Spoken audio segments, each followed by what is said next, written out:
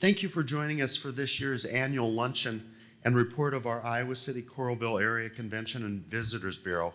And we would also like to thank Midwest One for their support of this event, so thank you. My name is Mark Ruggeberg. I am the proprietor of the Brown Street Inn and am honored to serve as this year's board chairperson. It's been truly a remarkable year for our community. Without 25,000 RAGBRAI riders, thousands more wrestlers and fans from 8 different countries, and thousands more wrestlers from the UWW World Wrestling Cup, the event schedule seems rather tame compared to 2018. But don't let that make you think that this organization was resting on its laurels. Here are a few key figures of note from last year, this year. CVB staff serviced more than 115 conferences and amateur sporting groups, 115 groups that brought in more than 79,220 visitors to our area. And with those visitors came more than $23 million in expenditures. Our sales team booked another $3.1 million in future conference and meetings, representing a 35% increase over 2018. Our special events team developed programming that attracted more than 22,500 visitors and $1.53 million in visitor expenditures. According to a study by the Iowa Economic Development Authority and the Travel Industry Association of America, this past year's visitors spent more than $432 million in Johnson County. Let me repeat that figure. $432 million came to Johnson County because of travel, lodging, conference, and recreational sporting opportunities that we have to offer in this area. $432 million came to Johnson County because of Josh, his staff, and the work that all of you here today do. Our partners at the Iowa City Area Development, Iowa City Downtown District, Iowa City Landing, Iowa City Chamber of Commerce, U of I Athletics. It's because of you and what you do and we do as a community that makes this such a great place to live, work, and play. Please give yourself a round of applause.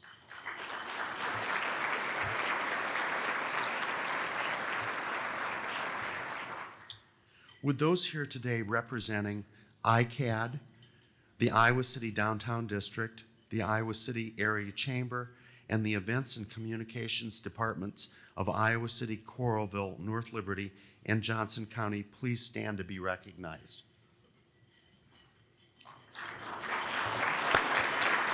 Thank you.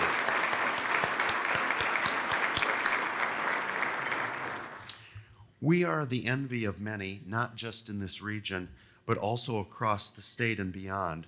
And it's because of the great work each of you do. I know how much our CVB team values the partnership it shares with each of your respective organizations. Thank you for all of your continued great work to advance our community. The work we do, the fun we have together help highlight what we really already know. This is the best place to live, work, and visit. Thank you for your continued support of Think Iowa City, the Iowa City Coralville Area Convention and Visitors Bureau. Now please, join in me saying thank you to the CVB staff that worked so hard this year to make all of us shine. On the behalf of our board, I'm privileged to be able to recognize each of our CVB staff here today. Would you all please stand as I call your name, and we will hold applause till the end. Nick Kading. Nick is our Senior Vice President of Finance and Administration. Monica Nieves. Monica is the Vice President of Special Events. Nick Pfeiffer. Nick is our Vice President of Marketing and Communications. Kate Wilson. Kate is our Director of Partnership and Servicing. Clarissa Kane. Clarissa is our Director of Creative Services. Luke Eustace. Luke joined the team this year and is our Manager of Sports Development. Laura Jaime. Laura just started as an intern for Run Cranding in 2018 and has recently been promoted to Conference Sales Manager. And Joe Riley. Some of you know Joe as Downtown Mayor, and that is Joe, but he also serves our organization in a part-time role as Downtown Hotel and Servicing Liaison. And finally, Donna Jungle. Donna is the renowned Visitors Service Assistant, and we all know and love. Thank you. Last spring, Travel Iowa recognized this staff by naming Iowa City, Coralville, North Liberty as the top travel community in the state for 2018. This extraordinary recognition for work of each of you on the behalf of our cities and our community at large. Thank you.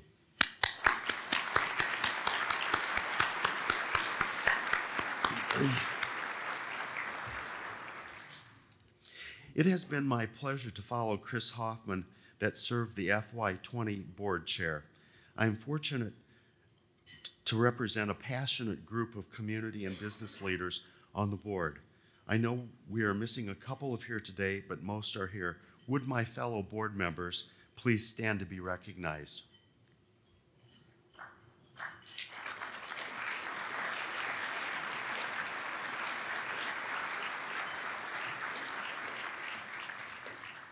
I want also to recognize the elected officials that serve on our board. Iowa City Mayor Jim Throgmorton, Coralville City Councilor Tom Gill, North Liberty City Councilor Chris Hoffman, and Johnson County Supervisor Royce-Ann Porter. Each of you have carried out a tradition of service to this economic development organization and industry, and are much to credit for the success we share. Thank you for all of your support and encouraging Josh, his team, and the CVB. Thank you.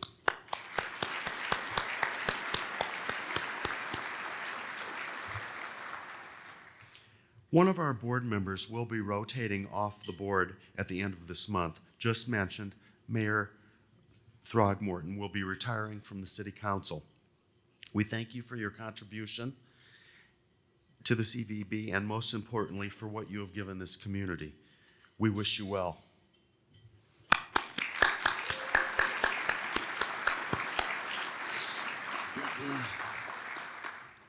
Lastly, before I turn over to Josh, I want to thank our outgoing chair, Chris Hoffman. Chris is the Vice President of Sales at Moxie Solar and a 12-year North Liberty City Councilor who has just been reelected to serve 4 more years. Chris has a great passion for our community. His leadership over the last year guided this board through unprecedented hotel growth in the area. He's a great listener who sees the big picture of what this organization does for our community. It has been a great pleasure to follow his footsteps. Chris, would you please come forward to accept a gift on the behalf of myself and fellow board members?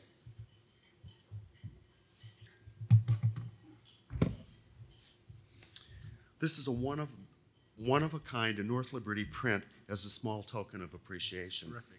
Thanks Thank you, very much, Chris.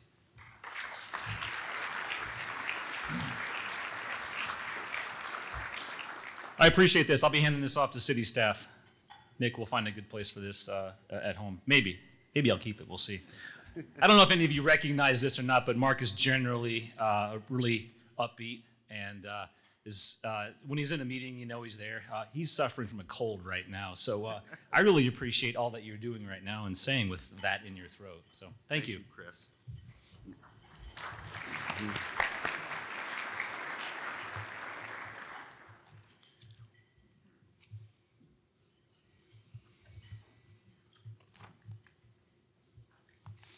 And now, before I turn this over to CVB President Josh Schomburger, who will say a few words, please enjoy a short video highlighting all of the fun our community has had this past year. Thank you.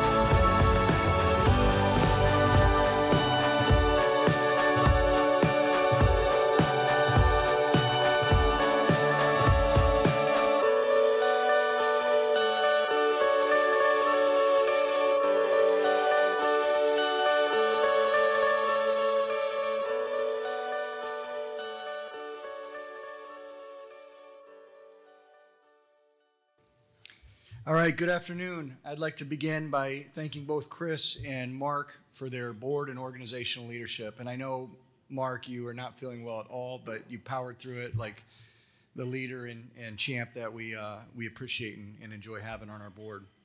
As noted, we have a pretty full program here today, so my remarks will be very brief. Really just 3 key points for me. First, I want to echo the appreciation that Mark shared of our partners at ICAD, the Chamber of Commerce, and certainly the Downtown District, the Iowa City Downtown District. Our friends with the Parks and Recreation Departments, City Commission and event offices, the arts and culture community. To Gary Barta and the entire team at University of Iowa Athletics, that video we just watched was filled with not only CVB-led initiatives and programming, but even more footage of the hard work that each of you provide this community. It was really a representation of the collaboration that we share. And each of you play a very key role in the quality of life that we at the CVB love to brag about and to promote. So on behalf of my board, my entire staff and team, thank you for that ongoing partnership. Second, Mark did a very nice job of briefly highlighting a few of this year's past activities. Even more details will be found in our annual report that'll be dispersed as you leave today's luncheon, or that you can find alongside our current year business and marketing plan on our website. As always, I encourage you to never hesitate in reaching out to us and let us know when and where we can be of greater assistance to you and your organization or business. Third, a very small bit of housekeeping, that being the unveiling of our 2020 Community Reference and Visitors Guide, a collaboration between our office and the University of Iowa. The cover rotates each year between the cities that make up our great community, and this year's cover featured the great new and unique playground in North Liberty Centennial Park. 2020 rotates back to Iowa City and will prominently feature the Iowa River. This is really appropriate considering 2020 marks the centennial celebration of the University of Iowa College of Engineering Hydro Science Lab. There will be many celebrations surrounding this anniversary up to and including the Big Splash, a soon-to-be nationally recognized celebration being coordinated by our friends at Hansher Auditorium and supported by the City of Iowa City, the Downtown District, Summer of the Arts, our CVB, and several others. You can learn more about this watershed celebration as you leave today's luncheon. Stop in and see the virtual reality picture of the event with Chewy before you leave here today. To the visitor's guide, again, I wanted to call your attention to this, as sadly, after 7 years of quiet community leadership, Clarissa Kane will soon be leaving our organization here in a few months. Clarissa's deft hand can be found behind many of our community's biggest successes, including Herkiarn Parade and Fry Fest, the Olympic Trials, UCI Cyclocross World Cup, Grand Gable, Ragbri, Run Krandic. If you saw anything related to any of these events, it was because of Clarissa's award-winning design. She authored the Iowa Economic Development Authority's CAD application that recently brought $500,000 to the Johnson County Historical Society. That application helped serve as the template for the following film scene and Englert CAT wins. She played a similar role with Coralville's Extreme Arena, Green State Family Fieldhouse, and Iowa Great Places, which has provided hundreds of thousands of grant dollars for Coralville, Iowa City, and North Liberty. Clarissa will be leaving us to spend more time with her husband and start a family at their home in Cedar Rapids. Clarissa, I join our board and staff in saying thank you. You have been as much to credit as anyone for the growth of our org and community over these past several years. Would you please stand and be recognized?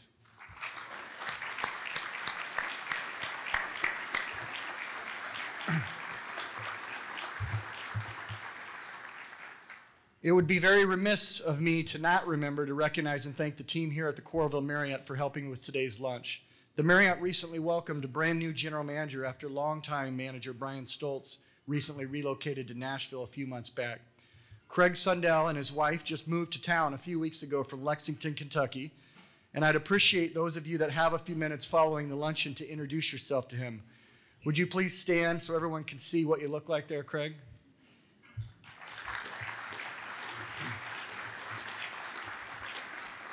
Welcome to town again, and thanks for hosting us. Welcome to a real college town.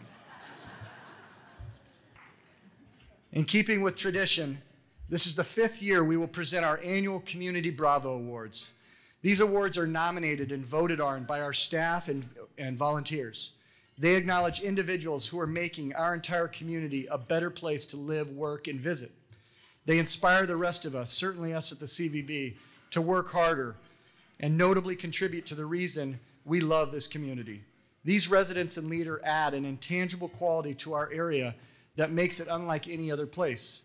They give us the confidence in our people, pride in our workplaces, homes, and the places we frequent. The recipients of these awards do not know that they will be receiving an award here today, which is a lot of the fun we have. While a few might have figured something's up, most will have no clue until one of our mayors or Supervisor Rettig recognizes them here in front of all of you, the very public and private leadership of this entire community.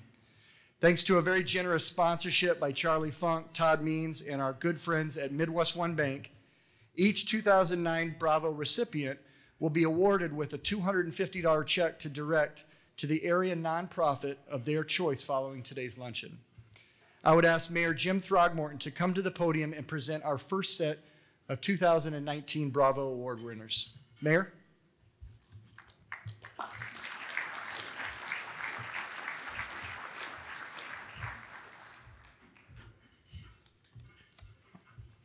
Thanks, Josh. It's a great pleasure to be here with all of you today. I've had an opportunity to do this kind of thing several times in the past, and it's a real treat to be able to honor and acknowledge people who are typically not recognized in the public arena, but who are doing great work. So really it's a real pleasure to be able to do that. But as Mark said, you know, this is my last time for presenting an award like this at this event. And I want to say how much I have appreciated having the opportunity to work with Josh and his team at ICAD. I'm sorry, not ICAD. His team at this Convention and Visitors Bureau. As I've often said in city council meetings, Josh's team does superb work. I see it over and over again, And I think it's really important for us to be able to recognize that and acknowledge it. So wherever Josh is, bravo.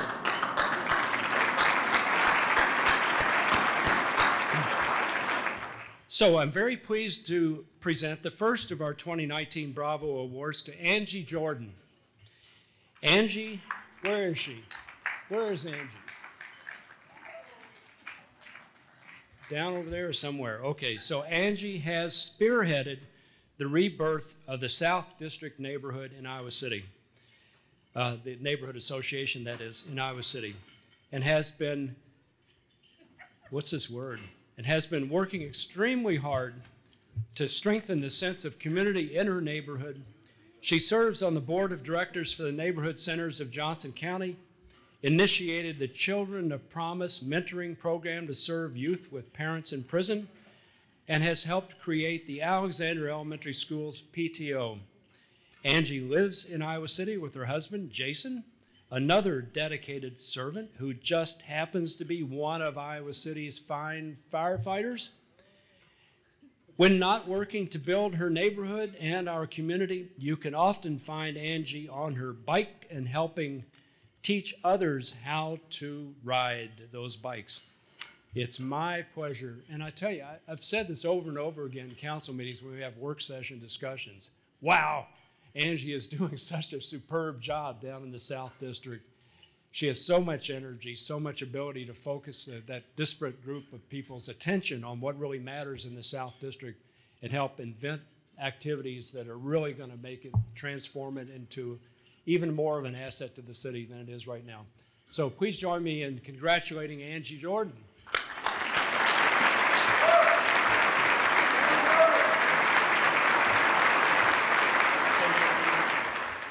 So for those of you who know me, being brief is very difficult, but I'm going to try my hardest. This is so surprising and so exciting, and it's not possible without all the residents on the South District, along with the business leaders, the churches, so many collaborative community partners throughout Johnson County. So I accept this award, but it's also accepted on behalf of them too. So thank you so much.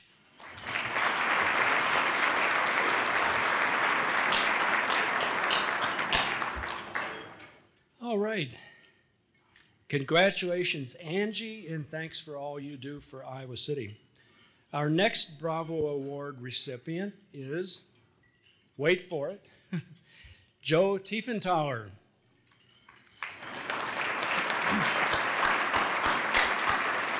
Joe joined Film Scene in 2014 as executive director and grew the organization from a single screen movie theater, which I have gone to, it seems like hundreds of times, into a 2-location multi-screen operation and community gathering place. Collaborating with the Englert Theater, he was instrumental in creating the Strengthen, Grow, Evolve campaign that has raised millions of dollars for the arts in our community. This includes almost single-handedly spearheading a community attraction and tourism, commonly known as CAT grant, that not only garnered more than $330,000 for Film Scene, but also laid the foundation for an Englert grant that followed a few months later for over $220,000. Joe has also been an integral part of our UNESCO City of Literature for having worked closely with the International Writing Program at the University of Iowa, and is an important cog in the always evolving Mission Creek Festival. Join me in congratulating Joe Tiefenthaler.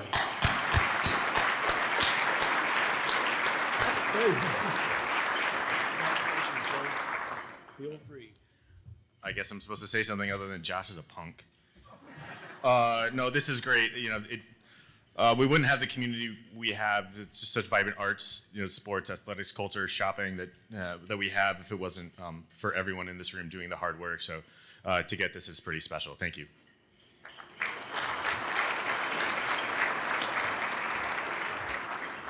If you haven't had a chance to go to Film Scene's new facility in the Chauncey, I strongly encourage you to do it.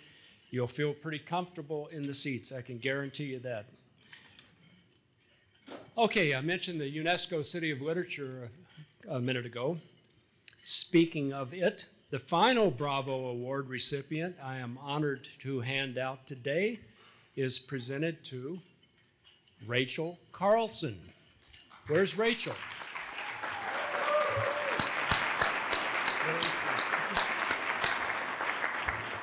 So Rachel is the Director of Operations for the Iowa City UNESCO City of Literature organization, where she has been for the past decade. And I can tell you, I served on the I did it again, on the UNESCO City of Literature Board of Directors for 4 years and have worked with John Kenyon for a long time. But I've worked with Rachel as well. She does superb work for that organization. It was a real treat to work with her as part of the organization and to be able to give her this award today. Rachel oversees the day-to-day operation of the City of Literature and is essential to the logistics of the Iowa City Book Festival, One Book, Two Book Children's Literature Festival, and Music IC Festival. She helped plant the first City Plaza Children's Garden in the Penn Mall and continues to oversee that project. She's a constant volunteer at the Iowa City Public Library and most deserving of this award. Please join me in congratulating Rachel Carlson and thanking her for her tireless contributions to our world-renowned literary community. Rachel?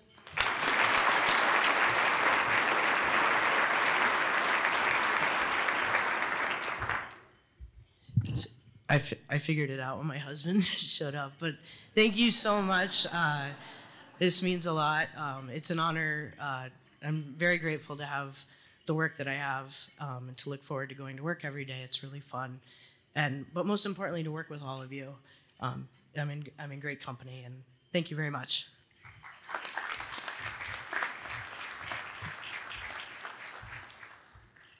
Thank you, and congratulations again to Angie, Joe, and Rachel. So now I have an opportunity to turn things over to the mayor of North Liberty. It turns out that Terry Donahue and I grew up within miles of one another, and we didn't know it until just a few years ago when we started talking about some things in detail. But he grew up in New Albany, Indiana, and I grew up in Louisville, Kentucky. So now, here we have Terry Donahue, mayor of North Liberty.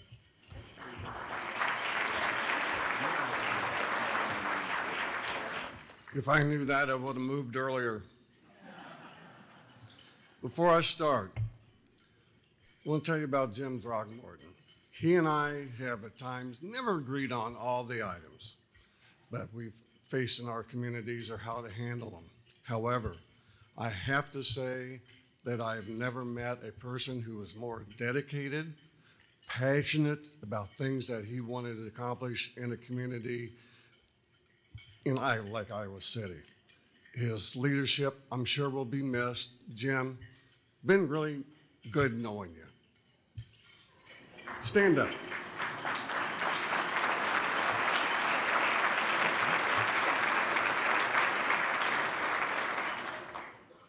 The second item related to that is I've been talking with the people from Riverside about the upcoming mayor's appointment in Iowa City, and they've assured me that they'll be prepared to start taking bets on who will be the next Iowa City mayor coming in January. So for you gamblers out there, this may be a golden opportunity. It is with esteemed honor that I'm charged with presenting to Carlos Honore a Bravo Award. Would you please come up, sir?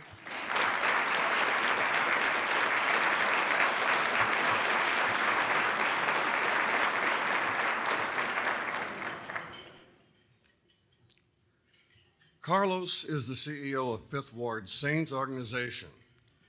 He grew up in Baton Rouge, Louisiana, and needless to say, had a very good, very hard life as far as living in that area with his family. In 1992, he and his family moved to our community, and for the first time in his life, Carlos became involved in organized sports at Iowa City West. He excelled at football and was the only Trojan to earn all-state honors in his sophomore, junior, and senior years. It was sports that helped him know the value of engagement and teamwork. He went on to play in college, but did not really have the ample opportunity to obtain his degree. He earned it the hard way. Looking back on his life, it became clear to Carlos that children growing up in similar circumstances that he did could succeed if they had strong role models and adults who cared about their well-being. It was the simple yet powerful message that led to Carlos and his wife, Tatum, to establish the Fifth Ward Saints in 2009. For the past 10 years, Carlos has given his time and efforts to this community nonprofit, which works with at-risk youth within the Iowa City Community School District. His efforts have been recognized by many, including ESPN and Sports Illustrated. Looking back on his life experiences, it became clear to Carlos that children need strong role models and adults who care about their well-being, a role that he, his wife Tatum, worked to fulfill through the Fifth Ward Saints. Congratulations, Carlos.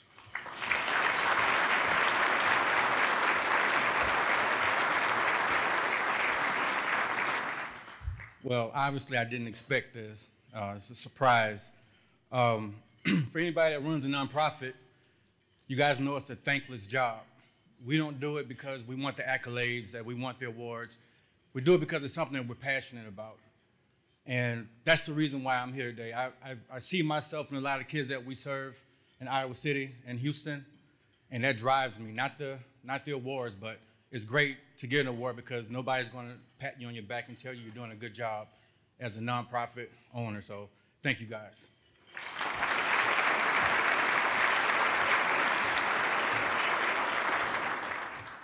Is Tatum here today as well? Would you stand, please? Because this is a co-effort between the two of you. Okay. Our next honoree is a North Liberty resident, Lacey Lauer. Lacey has lived in North Liberty over 15 years and has definitely made her impact on the quality of life in our community.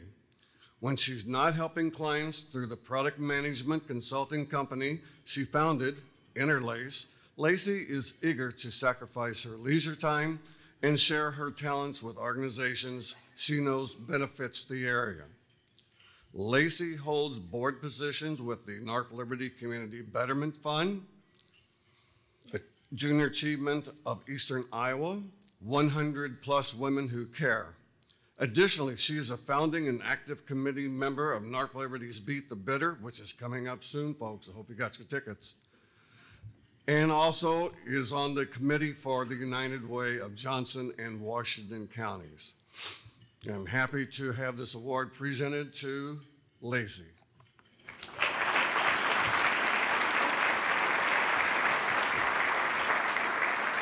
I am totally humbled, and everyone else that got this award, feel like you guys are all amazing and I'm not worthy. So, but I feel very lucky to be a part of North Liberty and be in a community where if you want to be involved and make a difference, all you have to do is raise your hand, and people are willing to welcome you and bring you on a committee and let you grow and help change. And Mayor's probably like, she's the lady that's never shuts her mouth in brainstorming meetings. But if you want to make a difference, you can in North Liberty. So I'm really proud to be a community member there. Thanks.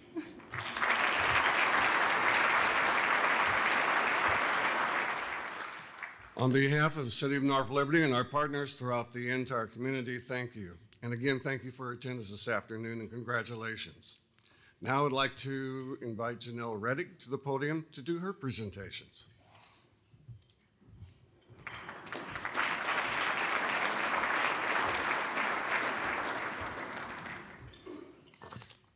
Thanks to Mayor Donahue for introducing those Bravo Awards and for his partnership. On behalf of Johnson County, thank you for allowing us to be part of this great community and participate in these Bravo Awards. I'm joined here today by my colleagues Rod Sullivan and Royce Ann Porter. I don't know where they are, but if they will wave, they're both sitting right there in the middle. They're waving. We enjoy being part of all these events and being a partner in them, but it takes a team. And so today I get the honor of recognizing two of our county teammates. The first award I'm presenting is to Dave Wilson, who's in the middle of having a drink of water. Throughout his years of service, Dave has worked for the Coralville Fire, Area Ambulance, Johnson County Ambulance, Iowa Disaster Medical Assistance Team, and now, of course, at Johnson County Homeland Security and Emergency Management, where he has served as the director since 2007. In his time here, Dave has seen us through the 2008 flood, public health outbreaks such as H1N1, as well as floods in 2013, 14, and 18, to name only a few of the disasters we've been through. We have the unfortunate as the most declared disaster county in Iowa, and that makes Dave work diligently on emergency management. But when he's not doing that, he is offering training and exercises, preparing first responders, partners, and elected officials to be ready for those disasters. Dave works tirelessly with our community partners throughout the county, including all of the CVB teams behind Friend Fest, Run Crandick, Ragbri, Arts Fest, every other major gathering that we have in the county. Emergency management is loaning equipment or water jugs. He has personally worked alongside Josh and the entire CVB team to ensure the public safety of all of the visitors and residents. We hope to never need the disaster preparations for one of these major events, but Dave is there making us think about that. So please join me in thanking Dave Wilson for his continued contributions to the county and the community.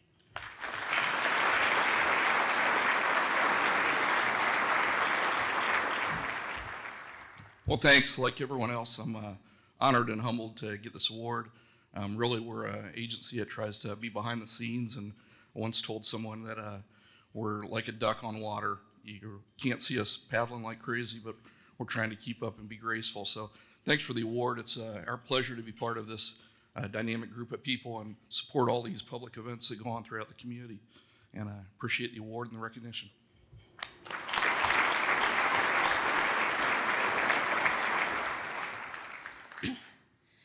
The next honoree I have the pleasure of recognizing is our Assistant County Engineer with the Johnson County Secondary Roads Department, Neil Shattuck. I haven't seen, there he is, coming right here.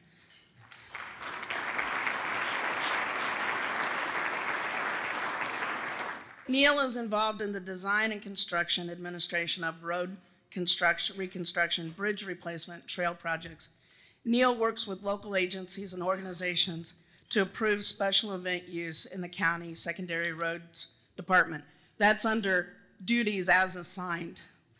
He has worked closely with CVB and our partners in Lynn County to produce the first 2 years of Run Crandick route management, construction around the Johnson County Fairgrounds relating to the annual Telenet UCI Cyclocross World Cup, and with the previous Grand Gable rides. Neil also rides a Jingle Cross once in a while, so just keep that in mind. He has been a central member of the public safety teams with each of these events to ensure the success and safety for all attendees. Neil is the past president of the American Society of Engineers, Eastern Iowa branch younger member group. Outside of work, he enjoys riding his bike, hiking with his dog Cooper, and traveling with his fiancée Melissa.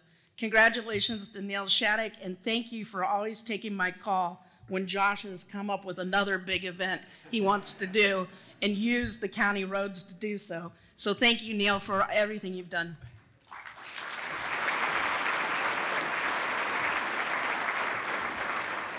Well, thank you. I'm very surprised and honored to be recognized and receiving this award. I'm just happy to be working my position with Johnson County, where I get to be involved in events like this. It's always a joy. And I just keep hoping that the CVB and all of you continue to do events like this, because they're just a lot of fun to be involved with. So I guess thank you guys too.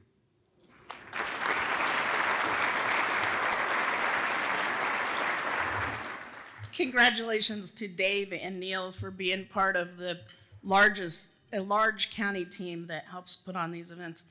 I want to join everyone else in thanking Mayor Jim Throgmorton for his service to the people. He's been on city council twice.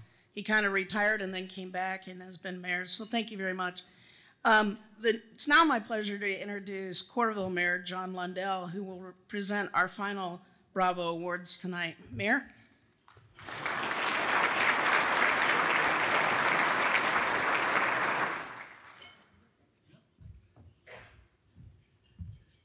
Thank you, Janelle. One thing I'm going to say right off the bat, I think I need to give the CVB a new portrait of myself if they're going to continue to use that. I think that was taken about 10 years ago, but the hairstyle hasn't changed at least. But I want to just begin by echoing the comments of the previous presenters on just emphasizing and underscoring the importance of the CVB to this community. Wow, they're our most important partner, if you ask me. But what the revenue and the visitors and everything that they drive is just so impressive. They work so hard. Their staff is extremely fun to work with. Anytime we have an opportunity to plan the next event, maybe it's in this hotel or someplace, I just look forward to working with the staff because they're a blast and they do a great job. So thank you for all you do. And I will also recognize Mayor Throgmorton. He and I have had great collaborations over our time together. We've had some fun with it. I've put on his glasses and impersonated him a time or two, so we had fun. But anyway, I have the honor to present 3 awards this afternoon. And the first one I'd like to do is to present to Ms. Kelly Moore. Kelly.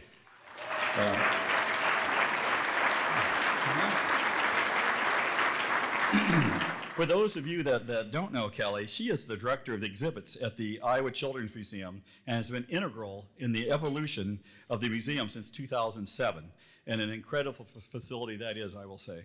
Her playful designs fill the space with warmth and energy. The museum's Courtyard of Curiosity highlights Kelly's aesthetic, colorful, quirky, and packed with educational impact. Kelly spends her free time on imaginative projects throughout the community.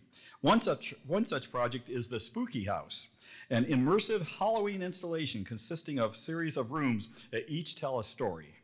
Kelly and her collaborators saw a need for Halloween events away from the bar scene and set out to create a richly detailed, unique experience for both children and adults. This led to her serving on the board of directors of Public Space One, the artist-run nonprofit arts organization. Kelly's passion has made our community more welcoming and vibrant for members and visitors to our community of all ages. Congratulations, Kelly Moore.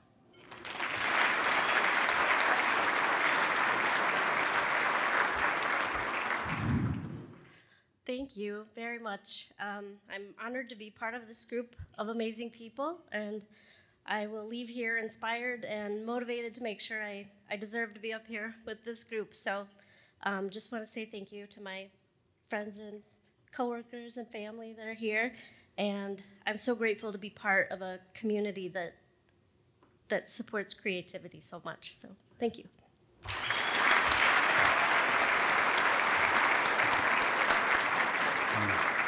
Thank you, Kelly. Our next honoree may not be as known to all of you, but he is making a huge impact on bringing visitors to our community. Nathan Eichhorst. Nathan? Nathan Eichhorst volunteers his time to direct wrestling tournaments, including preseason nationals, Tour of Iowa, and most recently the Conflict at Carver, which was a national wrestling event held at Carver Hawkeye Arena for 6 years. He grew that tournament from 300 kids to over 850 boys and girls in grades 8 through 12, with participants from 35 states. This resulted in 4,000 competitors and 10,000 spectators visiting our community. Nathan was recently named the tournament director for the newly created Dan Gable Donnybrook, a high school wrestling tournament that will be held in our new Extreme Arena and Green State Family Fieldhouse starting next December. This boys and girls tournament will welcome 32 teams from Iowa and the Midwest with the goal of making it the toughest high school tournament in the country. Nathan does all this because of his love of wrestling. He has a full-time career helping keep all of us safe with Homeland Security and full-time dad duties with his wife and kids. But he loves the sport and what it can mean in life for boys and girls of all ages. So please help me congratulate and thank Nathan Eichhorst for the positive social and economic impact he is providing our community.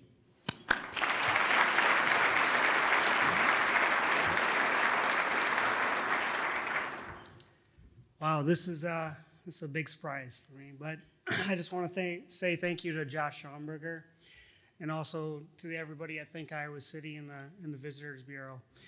Looking forward to this new event, the Dan Gable Donnybrook. I think it's going to be something that's unique not only to Coralville and Iowa City, but also to the state of Iowa. And I definitely couldn't do it without Luke Eustace over there. He's been the one that's kind of been bringing all the teams in, so we're looking forward to it. Thank you.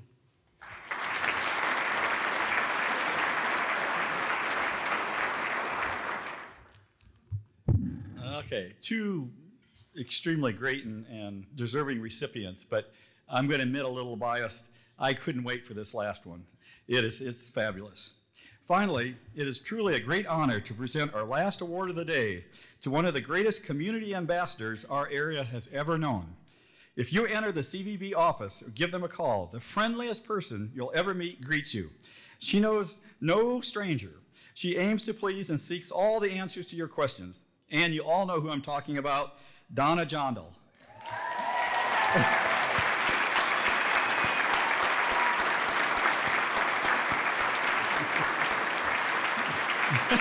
Bring in your napkin.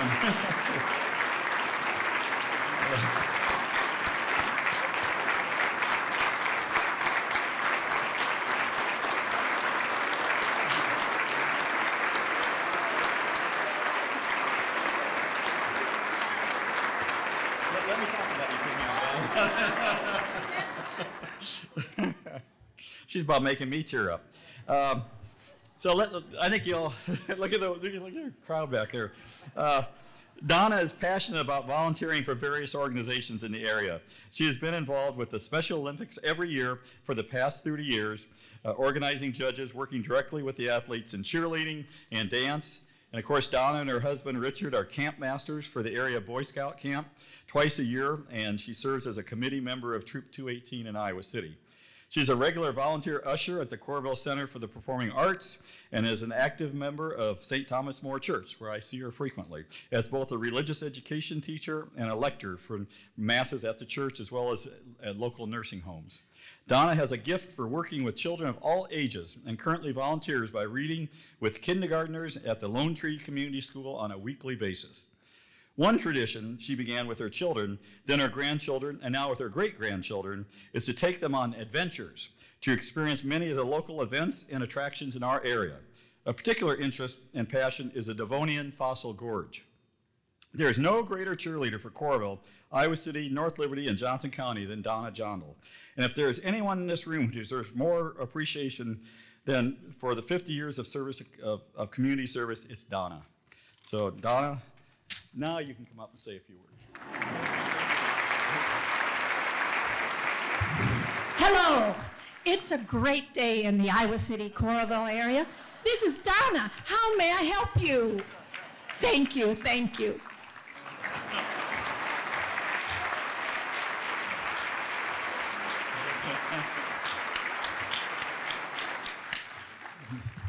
That was perfect, absolutely perfect. So, well, again, thanks to and congratulations to Kelly, Nathan, and Donna. Thank you for the CVB for the pleasure of presenting these. It's a pleasure to welcome to Coralville and our recently renovated Marriott. So we like to have this opportunity to show it off. One housekeeping note, and then I'll get off the stage. All awardees, please come to the stage after our keynote speakers to take the photos and receive your $250 checks to be given to the charity of your choosing. These donations are made possible, again, by the generous sponsorship from Midwest One Bank. And with that, I'll turn it back to our great leader, Josh.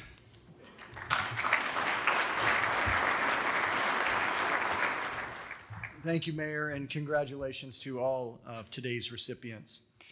It's now my pleasure to introduce our keynote speakers for today's luncheon. Our first keynote is Dr. Brent Gage. Dr. Gage joined the University of Iowa in 2014 as the Associate Vice President for Enrollment Management. He oversees the admissions and financial aid offices and administers the University of Iowa's efforts to recruit and enroll students. He came to UI after most recently serving as the Associate Provost for Enrollment Management at the University of Alabama, Birmingham. Dr. Gage has been involved in higher education admissions and enrollment since the mid-90s and has worked at several institutions, including Eastern Illinois, University of Nebraska-Lincoln, and Northern Illinois University. Dr. Gage has given this presentation all around the country, and I was able to see it with a group of my industry peers who I hosted this past September.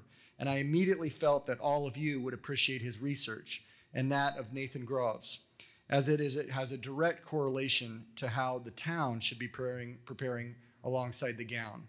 Following Dr. Gage will be Dr. Montse Fuentes, Executive Vice President and Provost of the University of Iowa. Originally from Spain, Montse joined the University of Iowa as Executive Vice President and Provost in June of this past year. She came to the University of Iowa from Virginia Commonwealth University, where she served as the Dean of College Humanities and Sciences, as well as the Professor of Statistics and Professor of Biostatistics in the School of Medicine. Before joining Virginia Commonwealth University in 2016, Fuentes was the head of Department of Statistics and the James M. Goodnight Distinguished Professor of Statistics at North Carolina State University in Raleigh. Prior to that, she served as Director of Network and Statistical Methods in Atmospheric and Oceanic Sciences, a National Science Foundation funded center to promote multi-institutional and interdisciplinary research training at the interface of statistics and atmospheric and oceanic sciences. You know, I had to get through, you know how many times I had to practice all of those big words. Needless to say, we're fortunate to have Provost Fuentes at the University of Iowa. Her presentation is a perfect follow-up to Dr. Gage's, as he will lay out the challenges ahead in the next decade, and she will discuss the strategy behind combating these challenges. With that, please welcome Dr. Brent Gage.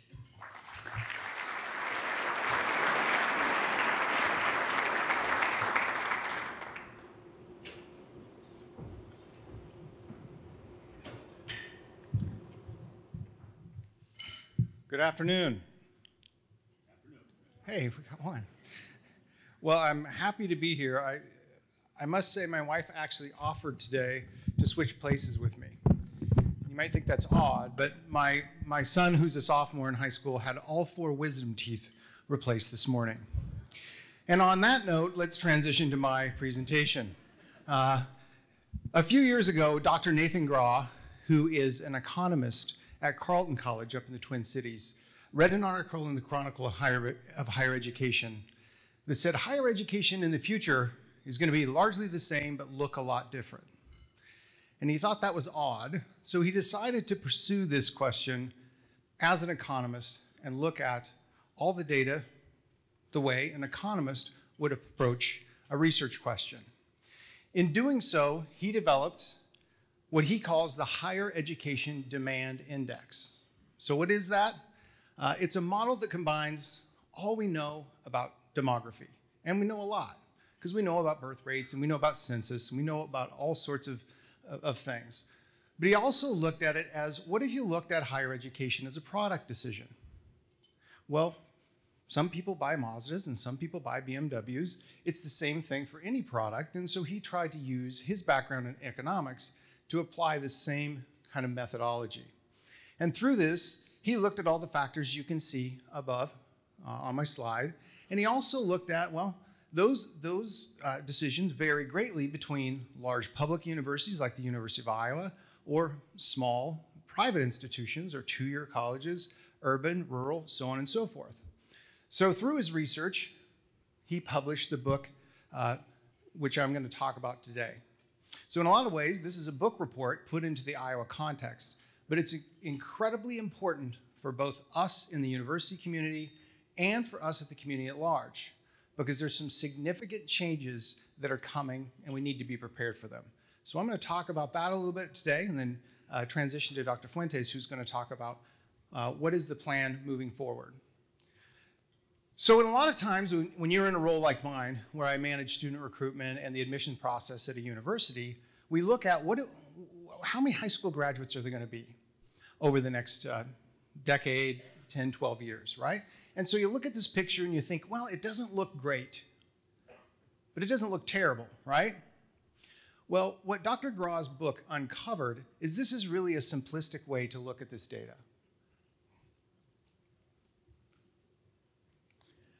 For the purpose of this discussion, so this is the concern that we have moving forward. So as you look at the projected number of high school graduates in total between 2012 and 28, there's a cliff coming. And it's going to hit us about 2025 when we hit the peak, and it's going to steadily decline and continue to decline into the foreseeable future. And as you can tell, between now and then, we're going to see a steady increase. So in some ways, by looking at high school graduations, it may lull you to sleep a bit. Now, for the purpose of our discussion today in the context of the University of Iowa, it's really important that we focus on the census divisions he uses in his text, which are the West North Central and the East North Central, which constitutes the place in which we get about 75% to 80% of our students at the University of Iowa. So again, looking at high school graduates, if you look at this data and this data alone, what you'd say is, well, we're okay. We're going to actually see a 4% growth between now and 2032. However, look what's going on just next door to us in states like Illinois, where they're going to, over the same period of time, lose 17% of their high school graduates during the same period. Okay, and as you look at the states of largest decrease, that's about 25,000 students less than it was in 2012. Beyond high school graduates, which can be a little bit misleading because right now in the United States, we're doing a better job of graduating high school students than we ever have in the history of this country. So that number, while it looks fairly, not great, but not terrible, only shows you a little bit of the picture. The real picture is in how many 18-year-olds will actually be here. And as you can see, from Iowa through Big Ten country, all the way up through the Northeast, the declines are going to be greater than 15%. That's an enormous drop. The other thing that's important to note, if you think about the number of institutions of higher education that are geographically located from Iowa all the way up to Maine, that constitutes a little over 60% of all institutions of higher education in the United States. So where the greatest drops are going to be seen is also where the greatest declines are going to occur. Now, applying the Higher Education Demand Index, which Dr. Grau did in his text, he also said, of the people who will be here, how likely are they to consume the product, which is higher education? And you'll notice here, the slides keep getting worse. Now it extends all the way through the plains, where not only is there a decline in population and number of 18-year-olds, but also the likelihood of those 18-year-olds that will be here in 2032, how likely are they to come to a place like the University of Iowa? Again, you're seeing greater than 15% drops in those areas. And also in the neighboring states where we get the majority of our students. So in a lot of ways, for states like Iowa, as we think about how we're going to manage enrollment, this is very important data. Another point for all of you sitting out here, last year, my office alone brought in 16,000 unique and distinct campus visitors to come and spend a day or multiple days just visiting the University of Iowa.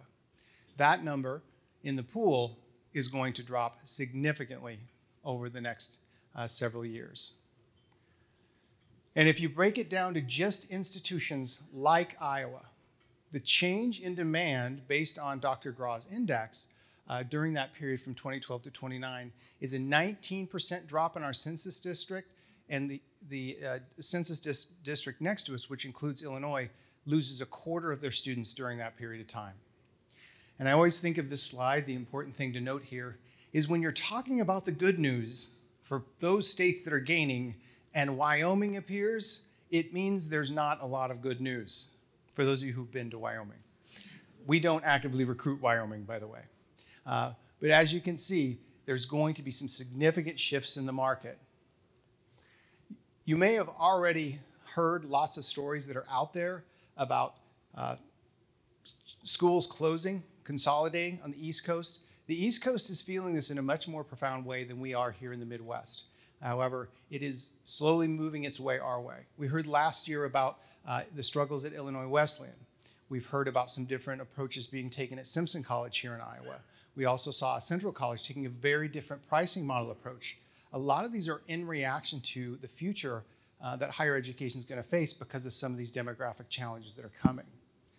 So when you look at the forecasted rate of growth at four-year national institutions, and you see this picture, it poses a very significant challenge as we look out into our future as the University of Iowa on how do we continue to be a Research One university, an AAU with 33,000 students, given the challenges that demography is going to present.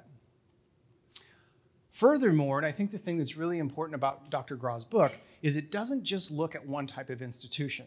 And the important thing here is it looks across different types of institutions. So those of you who are really worried that Yale's not going to get their class, guess what? They're probably going to be just fine. But while they'll see a slight decline potentially, it's going to create a ripple effect because in order to get the students at the elite colleges, they're going to have to go a little bit deeper, a little bit further, and a little bit wider. So access to those institutions is actually going to grow. So when you move to the next level of institution, you're going to have the next ripple. They too are going to have to go a little bit further, a little bit farther, a little bit wider in order to maintain their levels of enrollment. Then you get down to those institutions for whom they're very localized populations. They're not able to attract students from out of state. Their population is decreasing. Where are they going to replace the students they're losing? For many of those places, they're not. The other pressure is going to come from the two-year institutions, which are largely localized. And if you think about the community college districts in the state of Iowa, this presents a unique problem. Because again, we have the community college districts in our state, which are locally governed to serve their region. As those populations decline in those areas, how will the state continue to support higher education localized at the same manner when the budget formulas for the majority of states in specifically the Midwest has not largely changed over the years? So in other words, the same piece of pie is going to have to be extended further and further as enrollments decline. And that impact will have a ripple effect through the entire system. So why the drop? In 2008, we had this thing happen, which was a recession. And when the recession hit, the greatest impact that we saw from just a demographic standpoint, people stopped having children. People started getting married much later. When they did have children, they started to have them later, and they had fewer of them. And so not since the Great Depression have we seen a change in birth rate that has been so profound. So if you look just in this short period of time, you can see the dramatic shift in where the birth rate was versus where it was in 2016. And that has continued to stay on pace. So we have not seen any reversals of this pattern over that time. The challenge with that is when you have a decline in your birth rate, think about it this way: controlling for immigration just to replace your existing population, every adult female must produce 2.3 children, okay? She's got to replace herself, the male, and deal with infant mortality, all of those other factors that come in. The current birth rate, when this book was written, was 1.61 in the state of Iowa. So controlling for immigration at that point in time, we are not even replacing our own population, which means there's a significant decline. We lost just 12% of the birth rate in just 6 years. So when we talk about 2026 and we go visit high schools as the admissions crew at the University of Iowa, and we walk in to sit down with a group of seniors to tell them about all the great things we offer at the university, guess what? They're not there. You know why? They were never born. And so that's going to change the futures of all higher education in the way that they look at that. And the interesting thing is a lot of the articles that were written before saying higher education would be largely the same, it'll just look different, was thinking about shifting demographics among different ethnicities and populations in the United States. The important thing to note about that is the math doesn't work. And when you read the book, you'll note that Dr. Grau is most certainly an economist because he is very straightforward in the way he looks at data. And his simple point is, if you lose 265,000 non-white Hispanic students during that period of time, you can take all the growth in all other demographic areas, you can add it together, and it doesn't even get close to that number. The secondary problem with that, which population subgroup is the most likely to consume higher education? And as an economist, he argues the non-white Hispanic students have historically always consumed higher education at the highest rate. And so it's kind of a double whammy in the decline, but also as a consumer base, who is the most likely to use or access the product that we're trying to sell at a national university like the University of Iowa? So nationally, oh, this is a little jumpy here. Oh. Nationally, if you look at it, again, the interesting thing about this and why I think this book is so important and why this conversation is so important for the people that are here in this room is we're going to get lulled to sleep on this. Between 2018 and 23, we're going to see a little bit of a hiccup. It's going to go down about 2% nationally if you look at birth rate and you look at the Western Interstate Commission on Higher Education data. Then all of a sudden to 2023 to 25, you'll actually see a little 7% increase nationally. So actually things will be rolling along, everything will be good, the high school classes will be a little bit bigger, and then boom, we hit 2026 and the bottom literally falls out with a reduction of 15%, which equates to 280,000 fewer students being college eligible or traditional age 18-year-olds in just 4 years. And again, by 2029, 10% of the market that we are pursuing to come to the University of Iowa will no longer exist. And so for any of you in the business world, if I told you tomorrow 10% of your potential business interest was going to disappear, that would be a challenge. Well, the challenge for us is we know it's going to happen. It's just not going to happen until 2029. The good news is it's 2019.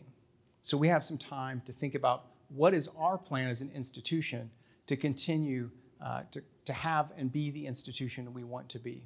So locally, we are going to lose about 15% of our population, okay?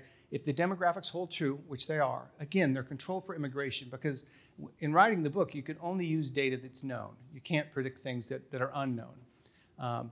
For the private schools in the state, there's also economic factors at play. Private schools rely on students who can pay tuition. We have private schools in the state right now that are a discount rate of 50 to 60%, which is not sustainable over time if you don't have some students that are paying tuition.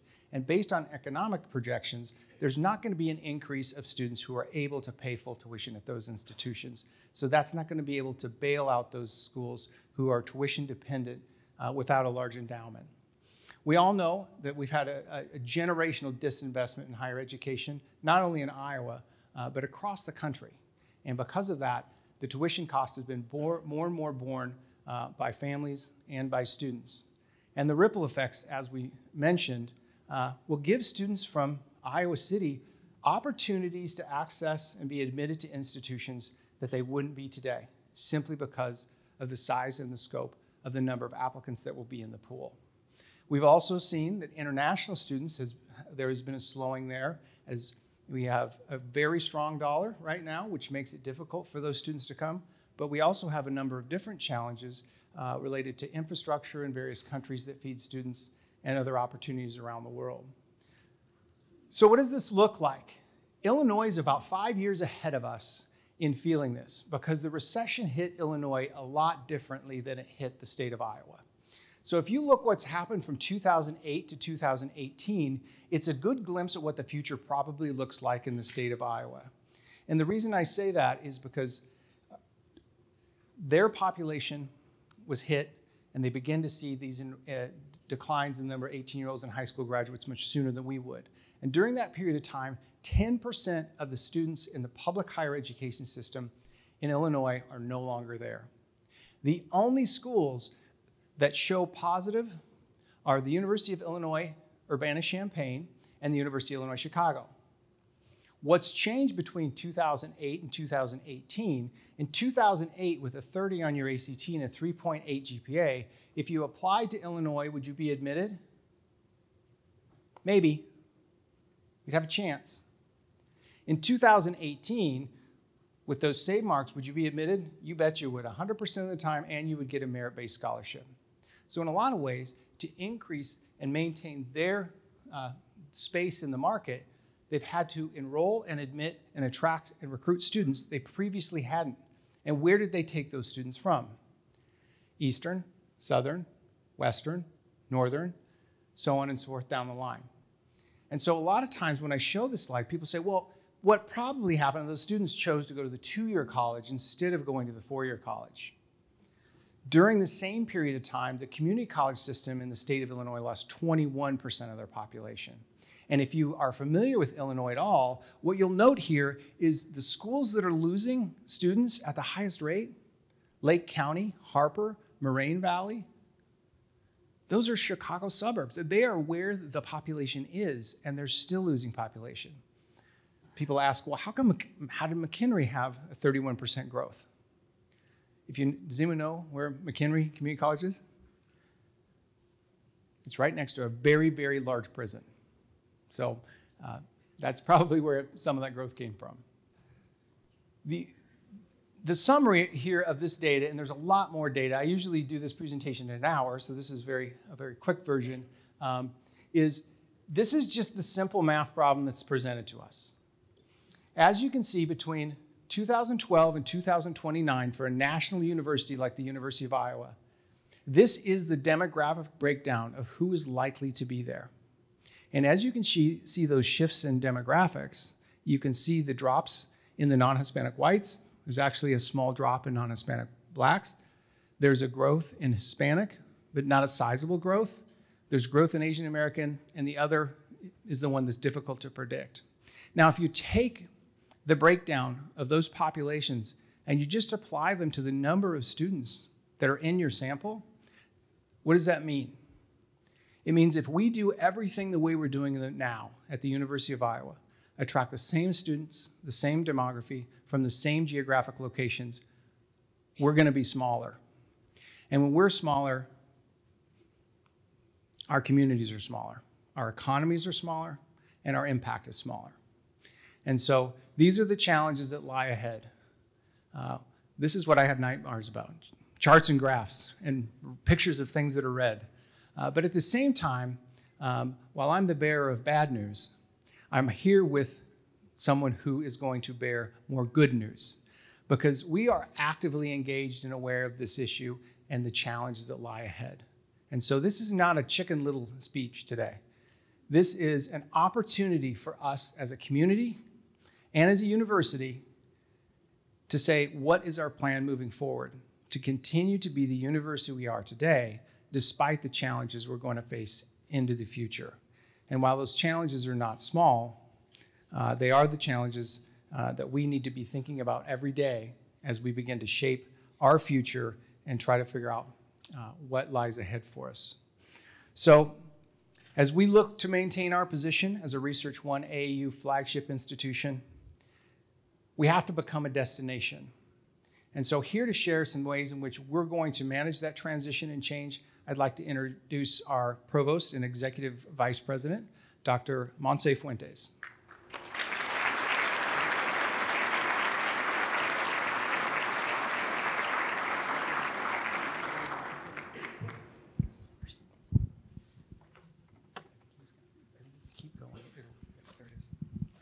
Well, good afternoon. I'm really excited to be here with all of you to discuss the future of the University of Iowa, the future of our students. And I want to start by saying thank you. Thank you to all of you for your continued support, your commitment to our institution, to the success of our students. They are your sons and daughters, nephews and nieces, neighbors and friends, and we all are here very much committed to make sure that they have access to a truly transformative educational experience that leads to meaningful and prosperous lives and careers. So I want to start celebrating here our class of 2023. So you have them here forming the Agua I, the first week of classes as they get here together with great pride. They celebrate our university and we celebrate them. So I want to start recognizing the great talents in the contest of enrollment this year, just right on target, thanks to the great work of Brent and his team. So we're aiming about 5,000 students and we have them with us. Furthermore, they are the most academically accomplished class that we have had so far. And a great diverse class too, 20% of our incoming students, they are minority students, and 22% of them, they are the first in their families to attend college. And the same thing with our professional students, so close to 2,000 students. So let's look at what type of trends. I'm gonna focus on trends and I'm gonna focus on our state. So when we look at, this is not any index, I'm not gonna show you indexes, I'm gonna show you the actual individuals who are here, and let's make our responsibility to recruit and to be able to articulate clearly the value of an education at the University of Iowa. So here what we see is the trend in the actual number of students, high school graduates over time. And we are starting to see even right now, this year, a little bit of a bump in the context of the actual numbers. This is nationwide. And then, as Brent was explaining, in 2025, we're going to see a decline primarily due to recession with a recovery coming later on in 2030. So when we look at how that's impacting the national enrollment, so these are the actual numbers nationwide too, how it's impacting differently different type of institutions. So we are seeing that the most dramatic impact in the context of the enrollment is being for-profit and the two-year education, two-year institution. So we're starting to see nationwide a little bit of decline in the four-year public. But let's focus on our state. So for about 86% of our high school students who went to college, they stay here in the state of Iowa, and the majority of our students, they are from the state of Iowa. So if we look over time between now and we are gonna see in 2030, 2032 actually. So what you see are the numbers on high school students graduating. And what we see is actually a small increase, but an increase in the numbers. What it is different is the demographics. So here within the state of Iowa, we're gonna see from 9% of Hispanic students, Hispanic Latino, to potentially 12% of our students. Why is that important? Well, that's important because those students don't attend college very likely. So when we look at the Latinx students, they are not very likely to attend college in comparison to the white or Asian. So you see here that were Hispanic students, you know, about 53% of them would attend college. So that means that they have concerns, either cost, value, accessibility.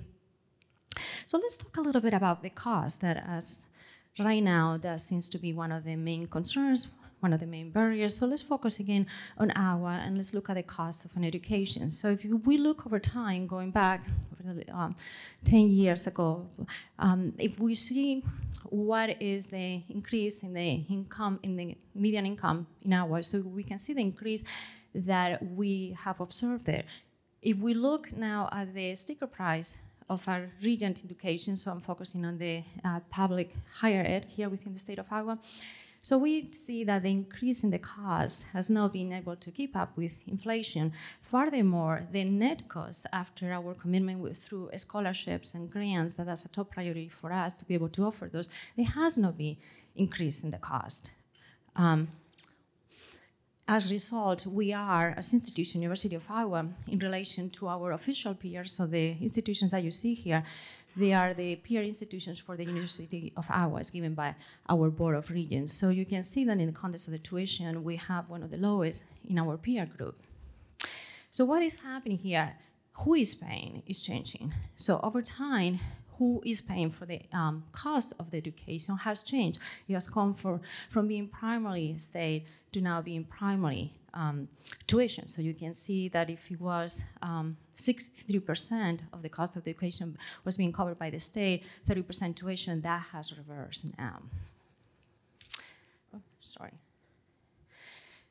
So if we focus again on the cost and how that's impacting students, what I want to show you is what is the default rate. So this is the percent of school borrowers that had to get into repayment, the debt.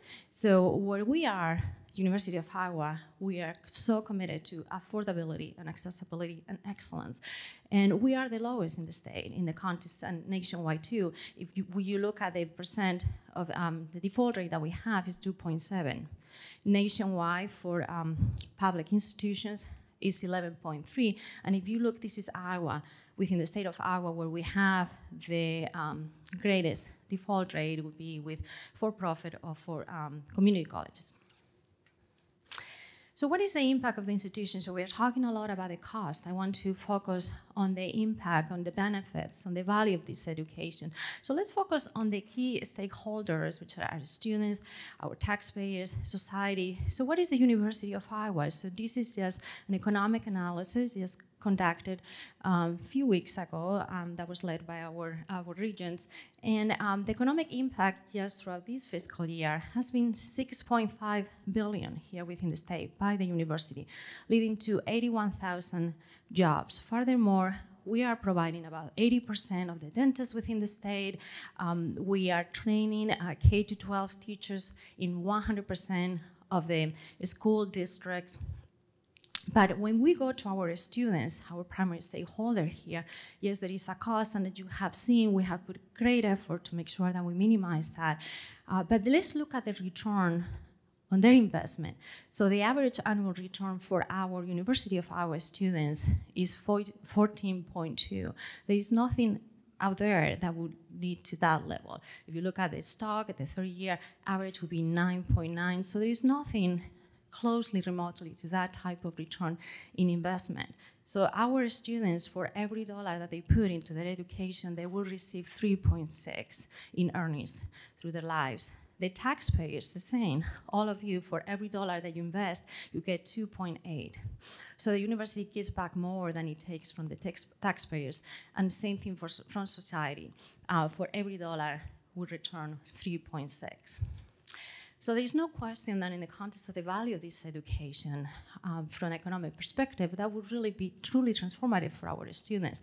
If you look at the difference in the context of the increase in earnings for our students, again, this is within the state of Iowa, this is for our students, the difference between the earnings for someone with a high school degree, that is, would be 30K, that would increase slightly with a certificate, it would increase slightly with an associate degree to 39, but when you get a 4-year degree from the University of Iowa, that would increase by 22,000, and that will continue to increase as we go into master's or professional training or PhDs. So $22,000 increase annually in the lifetime earnings for our students, that would represent an increase of $1 million through the course of their lives. But having said that, this is not the primary reason why we are here. We want to make sure that the education that we are offering leads them to prosperous lives, but it's an opportunity for them to find interests that they didn't know that they had, that it increases their well-being, health, opportunities for networking, and for more meaningful lives. So now that we have addressed economic impact, the value of the education, let's talk about excellence, because a lot of the conversation has been about access and affordability, but this is a university, our core value is our commitment to excellence. And that's an area where we really need to focus as we move forward to make sure that we are a destination university, that will continue to be the university of choice for Iowas and beyond. Our rankings have been going down in a pretty dramatic manner from 24, now we are at 34, while our peers, they have been continue being able to move up. And we have a very good understanding of why this is happening. So when we look at the metrics that determine our credibility as an institution, well, the main challenge that we have is that we are not graduating students in time. So where we are right now, in the context of our rankings, the two primary metrics defining our status as an institution is our ability to be able to keep the students with us beyond year one. Once we are able to keep them beyond year one, we have a much better chance to be able to graduate. And what is our ability to be able to graduate students in 4 years? the numbers don't look good for us, certainly not in relation to the high expectations that we have, the high expectations that we have set for ourselves. So this is a top priority for our institution. To be a destination university, we need to make sure that we offer access to a truly exceptional education and our students are able to graduate in time. Furthermore, one of my primary concerns when I look at our retention rates, so this is what we have here. So on average, we are, for the overall population, we are 87%. We should be at 93%. But it's not just that.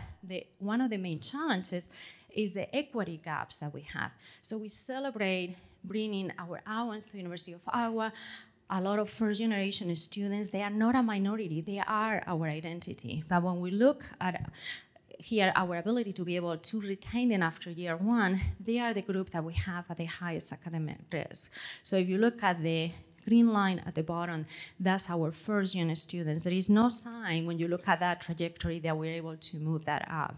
And there is a 7% difference in our ability to be able to retain those students. So this has to be our priority, build infrastructure to support these students. And that's what we are doing as part of our priorities. As we move forward, we have a strategic plan that continues to evolve, and the number one priority, certainly from my perspective, is to make sure that we graduate our students. They have access to truly transformative educational experience, and we graduate, that we continue with our research, advancing society, advancing science, and we continue our commitment to the state of Iowa to improve the well-being of our citizens and to continue helping with economic growth and development. So what steps are we taking as we move forward to make the University of Iowa the university of choice for Iowans and beyond? A top priority is our K-12 partnerships. We have seen the high school students are there in Iowa, and actually we are going to have an increase in that student population. What we want to take more responsibility, more ownership, is being able to articulate the value. We know the value. We know also how we can help with the cost of education to make sure that we, with your help, we partner closely with our K-12 communities to be able to give them access to this transformative education. We are working now on establishing guaranteed admission into our professional schools. One of the great strengths of the University of Iowa is the most comprehensive university in the state. We have training in all different professional schools, medicine, dentistry, pharmacy, law. We need to set in place strategies so our students, when they arrive or they come to Iowa, because they want to become MDs or lawyers, but they come through us with guaranteed admission into those programs. So that's something that we have right now in the works. We want to identify those areas where we are truly, truly exceptional and highlighting that and bring students who want to come here to University of Iowa because it's the writing university, it's the university in the nation that will prepare the best of the students in the context of the communication skills and competences. In neurosciences, we have great strength in space sciences to be able to highlight those core areas of excellence and try to present it and market that well. And certainly what is a top priority, what the students would demand the most is access to high impact practices. What that means is the opportunities for them to put the knowledge to practice through internships or through research opportunities. The difference between the University of Iowa and other four-year institutions is that we are a research university, and we want to make sure that we give access to research to all our students, not just the graduate students. Students are much more marketable and employable when they have access to those high-impact practices. So going back to these areas of strength, space science is certainly a great strength of this institution. Just very recently, we have the NASA administrator coming to visit us, recognizing that we are here at the center of the universe for what is coming next, as we are moving with initiatives to have human space flights, flights to to Mars and other different initiatives. We are the core of that type of research, and we were awarded $115 million grant to pursue those type of initiatives. This is the largest grant that the university has received in its history. So we want to highlight that great strength to enhance the curriculum through those type of opportunities for more space science, and to be able to recruit students who want to come to Iowa because of our great strength in this type of area of research, and again, opportunities for the curriculum enhancement. Our ability to be successful in the recruitment of truly talented students as we move forward from diverse backgrounds is again our K-12 engagement. And there is quite a bit of already in place, very important partnerships that we want to continue strengthening. We have, following the guidance of the governor, we are leading with Kirkwood, one of the STEM regions in the area, and that type of partnership, that type of outreach has immediately increased the number of STEM students in from certain demographic groups where traditionally we don't tend to have that type of demand. Significant increase, about 30% from females, significant increase in African Americans and Hispanic students. We want to continue strengthening across all the different school districts across the state, the partnerships, the training that we offer primarily through our College of Education, training for the faculty, for the students, our partnership in particular with West Liberty. This is a picture there of our recruitment efforts and partnerships in place. That has helped enormously to also increase the recruitment of first-gen students. But one of the great highlights of our institution is that we have great strength in the arts, in the sciences, all across the board, but it is a very comprehensive university. I want to make sure all the students, they benefit. So when they come to University of Iowa, and they have those opportunities to have access to high impact practices, and one of them should be through our new museum. So thank you for the support. We are very excited to see that this new building becoming a reality for the Stanley Museum of Art. But that's not going to be just a physical space. That's going to be a place for our students, again, to put that knowledge to practice. That's going to be an opportunity for our partnerships with K-12. This is, again, it's going to be a space that is going to be helping us to enhance our teaching and our research. The same thing when we think about the arts, that this is one of the opportunities when the students, it doesn't matter if it's in engineering or the health sciences, they come to the University of Iowa and they can experience all these cultural opportunities and the arts. We have Hampshire, that's our largest classroom on campus. And we start from a very early stage celebrating our children. And we believe in their talent. With our exhibition here of the youth art, the picture on the top, we already believe in them. They are our future students, and we want to share that with you. We also, at the beginning of the semester, we have a celebration organized by Hampshire, where we all come together to celebrate the arts, because that's going to lead to rich experiences for our students, and again, an opportunity to all come together with the community. I also want to thank you for your support with the big splash, again, bringing together engineering, our greatest strength in hydrology, and celebrating together as community how far we have gone on that regard. But our students, we are going to be a destination university because students come here and they graduate. They get access to that degree. So we need to build that type of infrastructure in place. And I want to recognize our student athletes. They are not just phenomenal athletes. I have here a picture of our field hockey team that, as you know, they won the Big Ten tournament. But they are amazing students. They have incredible graduation rates, one of the highest in the Big Tens. But that's because we have built a type of infrastructure and support for them. We have programs over the summer to get them prepared for the courses as they start the semester. There is coaching, mentoring, great facilities. So they are students, and we are committed to their success as students. As we move forward, what I'm trying to set in place is a similar type of infrastructure for our first-generation students. So I'll be launching this summer for the first time our Hawkeye First Generation Initiative. This will be more of a pilot exercise to start building that type of infrastructure that we really have already in athletics. We know how to do it. We just had to start investing in our students, bringing those students a little bit earlier, having coaching, support, supplemental instruction, and access to high impact practices. So as we move forward with all these, we need to build that infrastructure. We need the financial investment. How would that be accomplished? Well, we know it would cost about $33 million per year to be able to set that in place. We are already in the process of realignment savings to be able to reallocate our fundings in the context of our strategic priorities, which are the success of our students as a top priority. With increase in tuition and appropriations, we'll be able to generate other $7 million. So we're still short of $15 million to be able to build this infrastructure in place that would allow us to become a destination university. So we are now in the process to move forward with an agreement that would allow us to invest in these strategic priorities. So we just signed an agreement, a partnership for the operations of our utilities.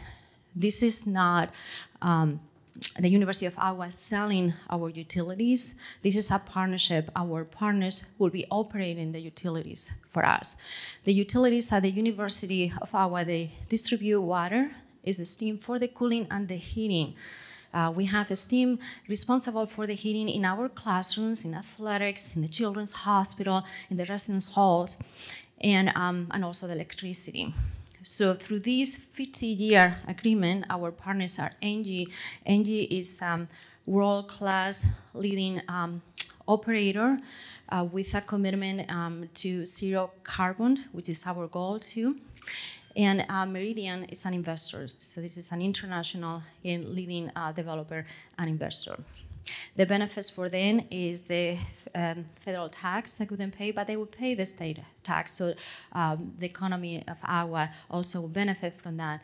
And they will receive, over the course of the 50 years, yearly payments. For us, the benefit is that we are receiving upfront $1.165 billion, and we are going to invest that in our strategic plan and the success of our students. So the way this will work, we have signed now the agreement. So the university receives $1.165 billion. The first thing that we're gonna do is to pay the current utility bonds that we have in place. We're paying that off, as well as the consulting fees that have accumulated over the last year and a half in exploring this type of partnership. Once we pay that off, the remainder would be placed in an endowment in a separate account in a 501c3. The size of the endowment right now would be $99 million. And what we are going to do with the proceeds from the endowment, we'll use every year $15 million. That's what we needed for the strategic plan. That's supplemental funding that the institution needs to be able to become a destination university. And then we'll use part of the proceeds to be able to subsidize the utility fees that we'll have to pay over time to make sure that we keep with the historical trends that we have. The university is still responsible for paying for the fuel, for the employees, operations and management, and a yearly fee. We have to show great discipline as we move forward. While this is a significant endowment of $1 billion, over the course of the next 50 years, that's the length of this partnership, the university is going to need in cash flows $3 billion. So this type of partnership, what it is a response in relation to our desire to become a university of choice. Is a mechanism for us to be able to enhance the success of our students, to continue promoting research, groundbreaking research that is going to improve the well-being and the health of our citizens, and it's going to advance science. But it's also an opportunity for us to move forward with our commitment to sustainability. As part of this partnership, an expectation set in place by the universities that we're going to be coal-free by 2025. Our partners, their commitment is to make that happen by 2023. Furthermore, through this partnership, we'll have internships for our students, more opportunities for high-ability practices for them. So this is a way that the university is investing in our future. We're investing in our students, the success of our students, and with a commitment to continue working with all of you on the betterment of Johnson County and the entire state of Iowa. Thank you. Thank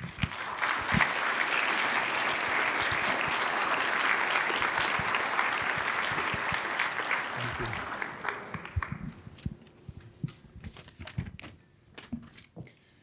Well, thank you to Dr. Gage for so effectively outlining the coming storm in the demand for higher education and what that could mean and will mean for our larger community. And to Dr. Fuentes for sharing many of the strategies and action steps the University of Iowa is taking to prepare for that shift. Our community stands ready to execute on that very first bullet point you had in your plan under the Destination University, and that being to strengthen the collaboration with our community. So thank you for attending today's luncheon and report. I'm sure many will stick around for any questions. I would ask those of you that received a Bravo Award today, congratulations again, and to come up for a couple photos with Nick here by the main screen. Have a great afternoon and happy holidays. Thank you for your support.